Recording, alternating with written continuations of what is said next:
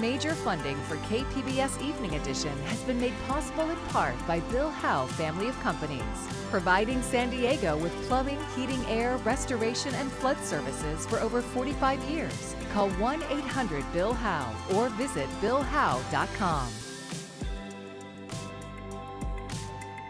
And by the Conrad Prebys Foundation, Darlene Marcos Shiley, and by the following.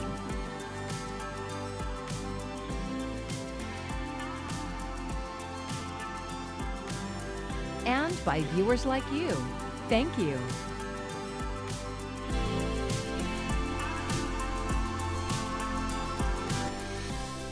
Public hearings this week could influence the future of oil production, rocket launches, and more off California's coast. Thank you for joining us. I'm Maya Trabulsi. The Trump administration is holding meetings as it conducts a new review of the state's Coastal Commission and other agencies. KPBS environment reporter Tammy Murga says advocates say the review is unprecedented. The federal review examines California's coastal agency. Depending on the outcome, the state could lose its authority to regulate projects like offshore drilling. Coastal leaders and environmentalists are fighting back. Because we are going to take a fight to them like they have never seen before. Dozens rallied in Santa Monica today for the first public hearing. Jennifer Savage of Surfrider Foundation was among them. She spoke with KPBS ahead of the rally. That the current federal administration is behaving in an unprecedented way, and they are very excited to advance offshore oil drilling and other types of projects off the California coast.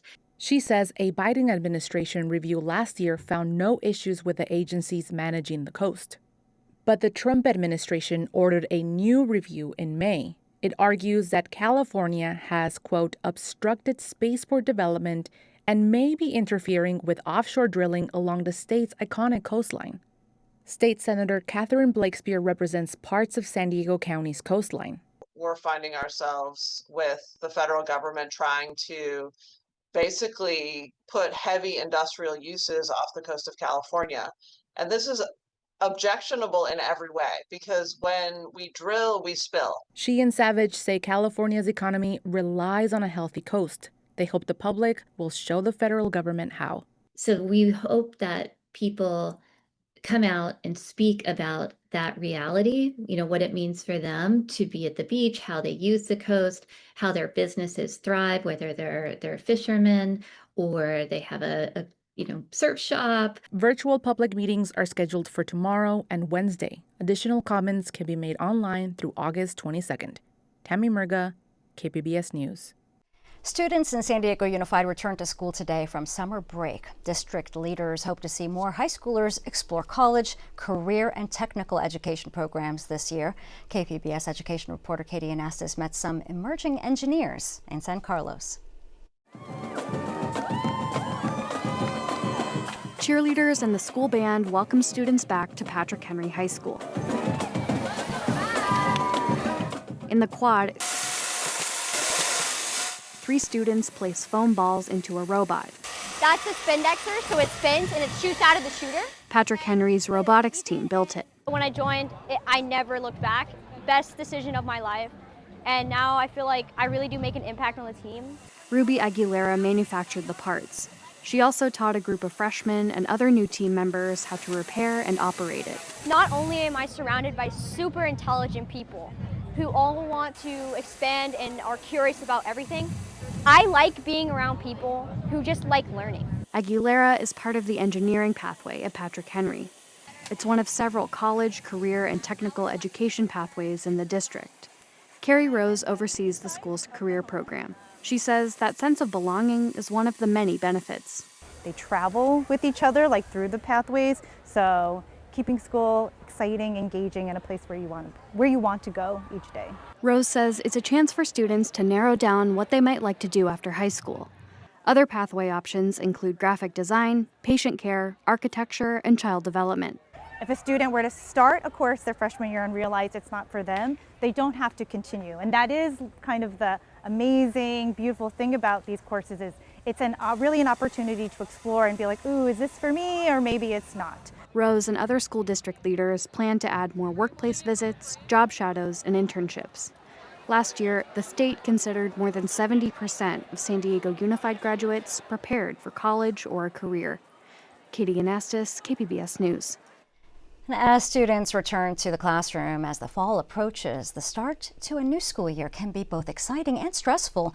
In just a few minutes, we'll hear expert advice on how students can ease into the new school year jitters. We're continuing with the trend of warm and humid as we head towards mid-August this week. A low of 70. The humidity is there, but we have some changes coming for some this week. I'll break down exactly what to expect coming up. Rising temperatures in North County aren't keeping people away from local shops and restaurants. Our media partner KGTV checked in with an owner of a French bakery in San Marcos. He says even on hot days like today, customers are enjoying his baked goods outside. As you can see, there is nobody inside and everybody enjoys the heat of San Diego. But we have these beautiful awnings that kind of create some sort of a cool environment, a little bit of breeze as you can feel. And I think the heat doesn't refrain people to come and enjoy their iced latte on the morning. Leaders with the San Marcos Chamber of Commerce say locals should take advantage of air conditioning while enjoying the city's shops and restaurants. The chamber also says it's important that businesses make sure that customers are comfortable in the heat. City budget cuts have forced the closure of bathrooms around Mission Bay, as KPBS has reported. For this week's edition of Why It Matters, Voice of San Diego Scott Lewis explains why there's still plenty of money to fund new projects near the water. Richard Bailey, a candidate for the city council seat that represents Mission Bay, recently made a video about how odd it was that the city closed a restroom it had just built. Spending tax dollars to build facilities with no plan to fund their maintenance is unfortunately a pattern at City Hall. A lot of people are upset about the restroom closures at Mission Bay, but at the same time, there's a ton of new construction of facilities at the park. New bathrooms, parking lots, basketball courts, and more. How is it possible that the city that can't keep bathrooms open is also building so many things? It's because of a ballot measure voters approved 18 years ago. It was called Proposition C in 2008, and it's having a major impact on one of the region's largest parks. Here's how it works. The city owns the land around Mission Bay. All of the hotels, SeaWorld, and other commercial entities there have leases, and they pay the city rent. The first $20 million of rent that the city collects goes to the general fund, but 75% of anything above that is put into the Mission Bay Park Improvement Fund. And that's created a lot of new money for all kinds of new projects, all the way from Robb Field and the Ocean Beach to De Anza Cove in the north part of the park. But that money can only be used to build things. The city council and mayor just decided they couldn't actually afford to keep them open. I'm Scott Lewis for Voice San Diego, and that's why it matters. Public Matters is a partnership with KPBS, iNews Source, and Voice of San Diego. You can see more of our stories at kpbs.org/publicmatters. I'm Jeff Bennett. Tonight on the NewsHour, a powerful earthquake shakes Colombia, collapsing buildings and trapping residents under the rubble. That's at 7 after Evening Edition on KPBS. President Donald Trump is offering a new perspective on his view of where talks with Iran stand. And it comes as Iran is issuing new conditions it wants the U.S. to meet in order to reopen the Strait of Hormuz. Maddie Gannon has the latest from the White House. We're starting a new week in the war between the U.S. and Iran with fresh insight into President Donald Trump's thinking about the conflict.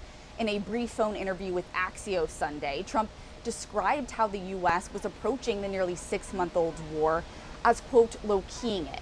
He added that the U.S. was only semi-negotiating with the Iranians and talked about increasing economic pressure on the country. That marked a shift from what we heard from the president last week when he insisted that talks between the U.S. and Iran were taking place.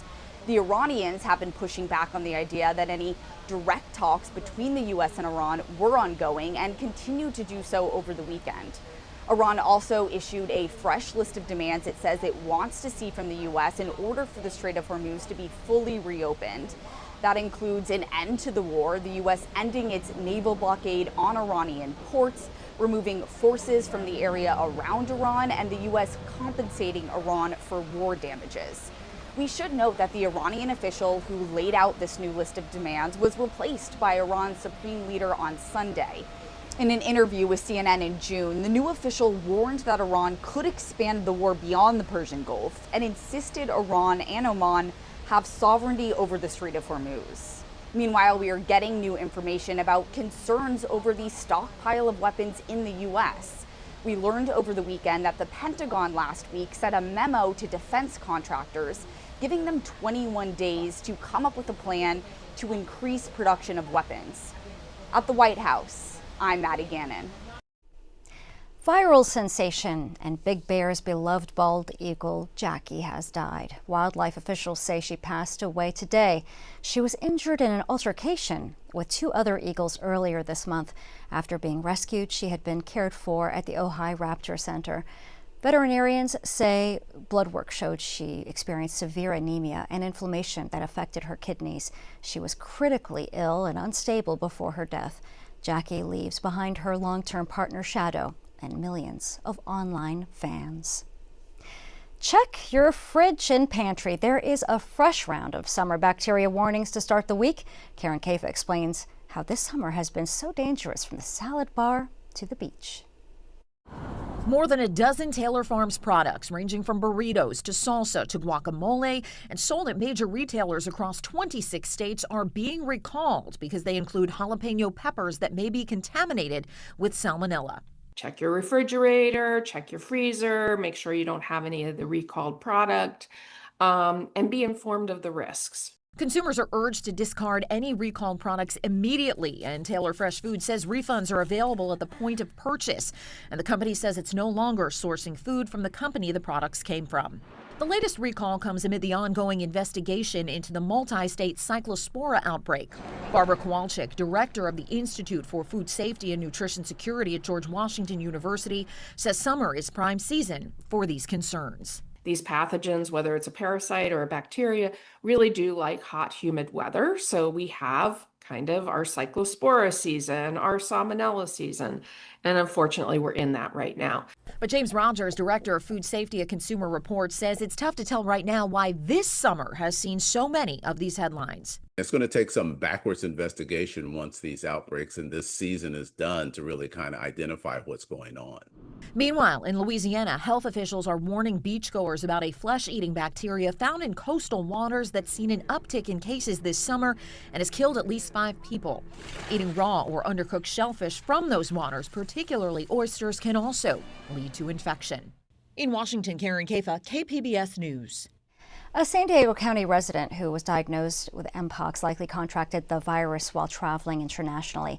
County health officials made the announcement today, saying they are monitoring people known to have had the contact with that person. None have reported any symptoms. While risk to the general public remains very low, anyone who develops Mpox-like symptoms, especially after traveling, should contact their healthcare provider. Those include rash, fever, swollen lymph nodes. Heading toward fall means going back to the classroom, and a new school year can be stressful for some students. Mandy Gaither talks to a licensed therapist about how to help ease the anxiety of a new year. A new school year with new supplies, new teachers, new classmates, and a lot of unknowns. If your student is feeling some anxiety, that's normal. There's a sweet spot where we can feel some, but not be overwhelmed and consumed by it. Licensed therapist Jody Baumstein with Children's Healthcare of Atlanta says starting something new can be stressful for any student, whether they're heading to school for the first time or going off to college. But parents can help ease their children into the new year.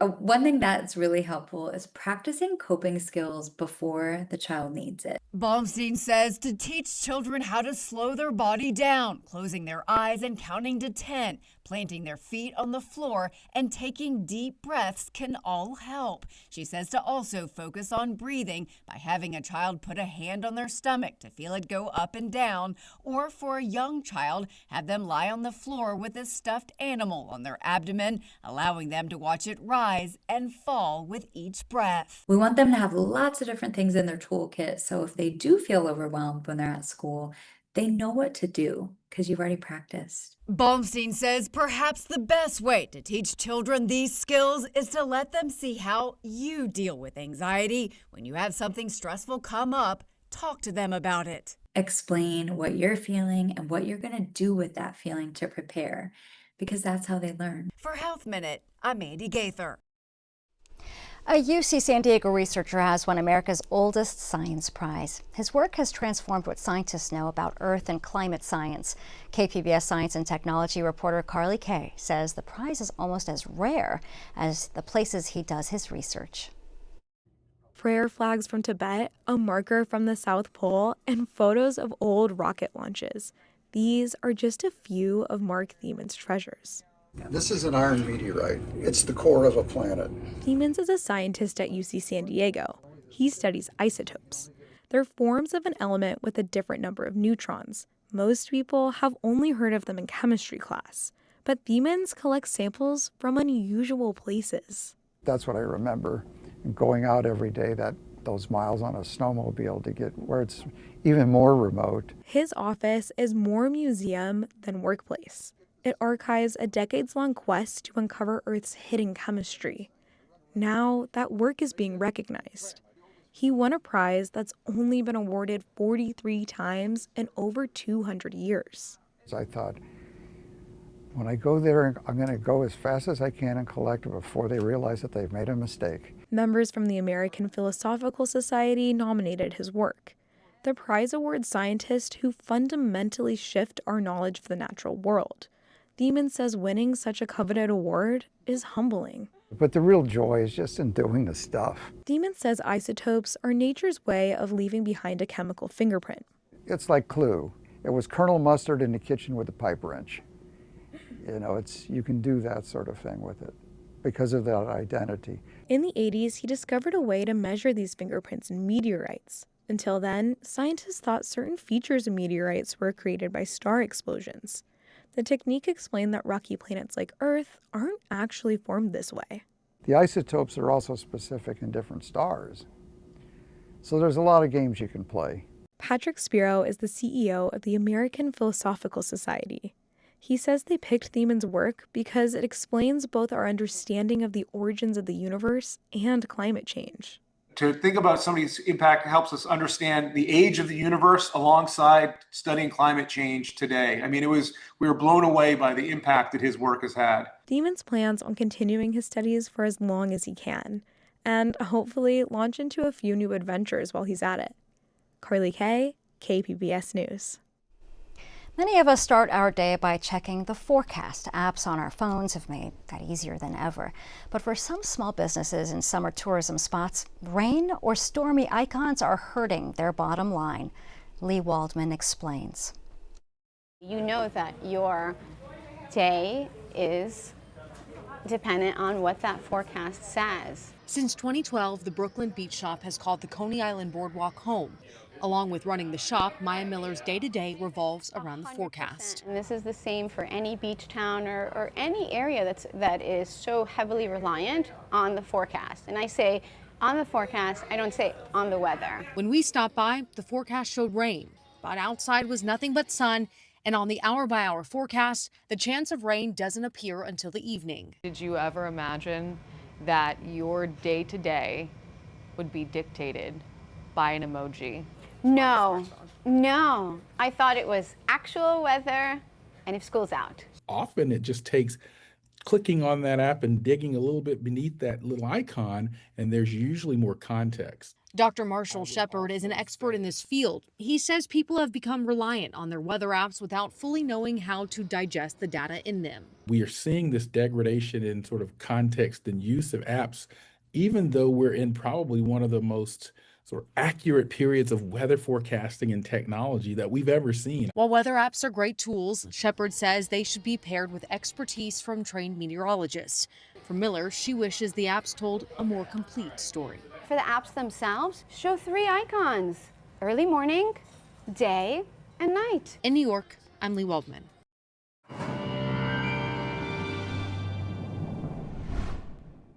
We'll see a little bit of a cooling trend for some this week. Not everybody gets in on it, unfortunately, but some more negative effects of the forecast here. We're going to have more minor flooding at high tide along the coast, and it's going to be minor, but especially for those of you in the low-lying areas along the coast. You want to be ready for this, so we'll talk about the timeline here in a minute.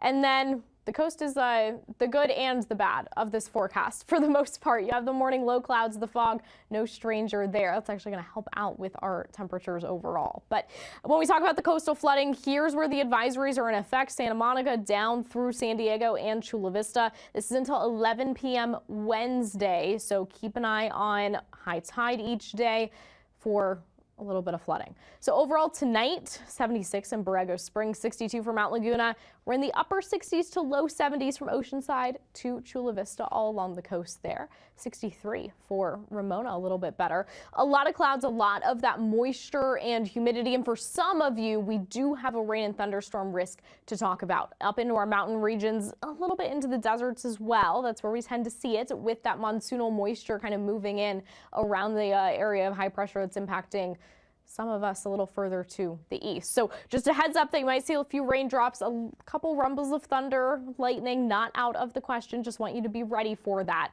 But it doesn't get rid of our triple digits in Borrego Springs. I mean, knocks us down to 105 instead of like 110, but we'll take what we can get. Low 90s for Ramona, and then we're in the low 80s all along the coast there. Let's talk about the next 5 days. So first with the coast, there's that cooling I was talking about. Friday 81 to Saturday 79. It's a few degrees, but you know what? We will take what we can get.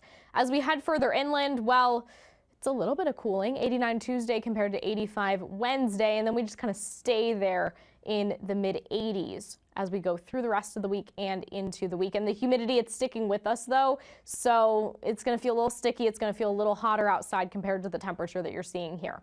There's those rain chances for our mountain regions. We're in the 70s, and then by Thursday we go back down into the 60s. Doesn't last long, but you know what? If you're wanting the cooler weather, take it and enjoy it while you can Thursday and Friday. It's a similar situation as we head into the desert. Again, that rain and thunderstorm chance shouldn't be a lot, but want you to be ready. Maybe you want the umbrella, or at least have the windshield wipers ready on the way out the door. We get out of the triple digits by the time we get to Thursday. That's something to celebrate. Now, 101 to 99, does it feel much different? Up to you. But hey, at least it's not 110, and at least Thursday, Friday, and Saturday, it's not even 100. For KPBS News, I'm AccuWeather's Anna Azalian. San Diego is home to one of North America's most unique baseball markets. The Padres and Toros de Tijuana play just 24 miles apart on opposite sides of the border.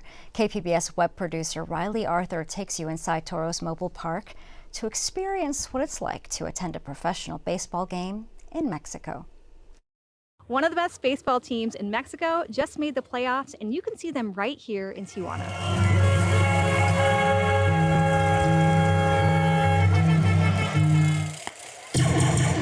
If you've never been to a Mexican League baseball game, it's a lot different than U.S. Major League Baseball. Fundamentally, the game is played the same, and they've even adopted modern pace of play rules like a pitch clock.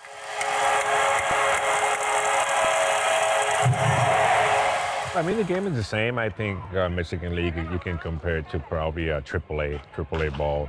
Guys that been in the big leagues trying to come over here, trying to get back to the U.S. Some of them try to go to Korea. So it's a very competitive league, obviously, and a lot of guys that can make it up there. They try to come back and see if they get another chance to make it to the big leagues.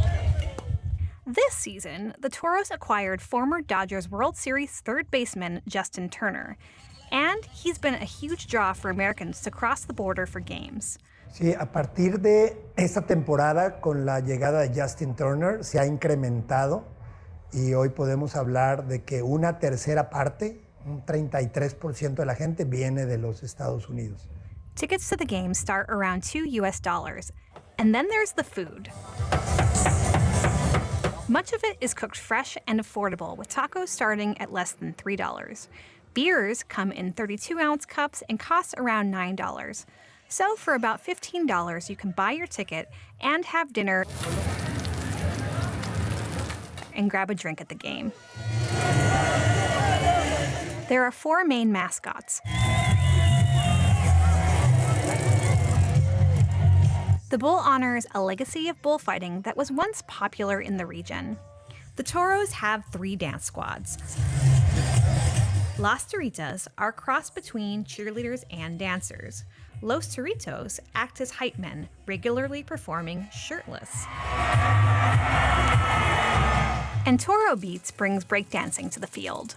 The fans are extra loud. At the end of every game, a band plays, so for the price of a ticket, you also get a free concert.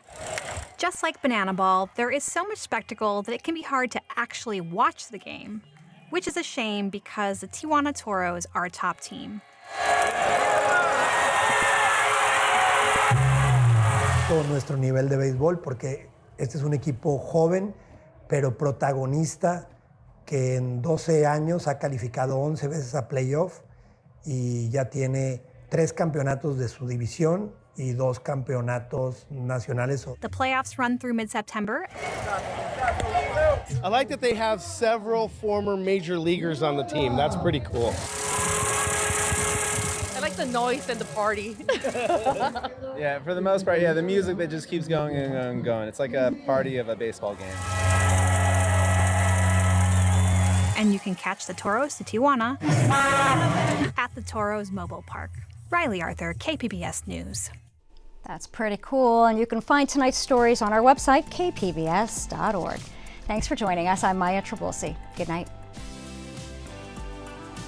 Major funding for KPBS Evening Edition has been made possible in part by Bill Howe Family of Companies, providing San Diego with plumbing, heating, air, restoration, and flood services for over 45 years. Call 1-800-BILL-HOWE or visit billhowe.com.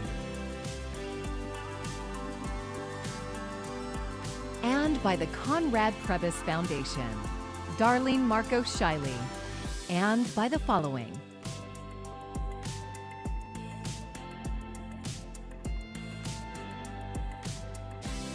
And by viewers like you. Thank you.